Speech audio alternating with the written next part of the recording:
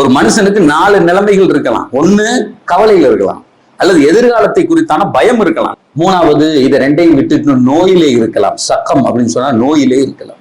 சில நேரத்துல எதுலையாவது போய் வலுவா மாட்டி, அல்லது இவர் மாட்டாட்டியும் அந்த சூழலை இவரை மாட்டி விடலாம்.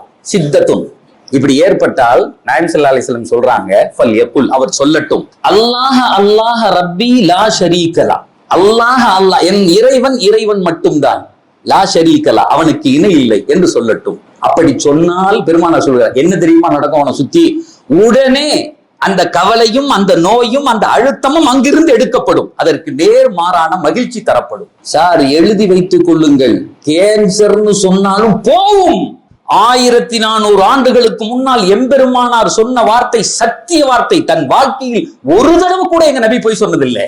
அந்த நோய் மட்டும் உன்னை விட்டு போகாது, அது சார்ந்து எதெல்லாம் உன்னிடத்தில் இருந்ததோ அத்தனை சேர்த்து எடுத்துட்டு போய்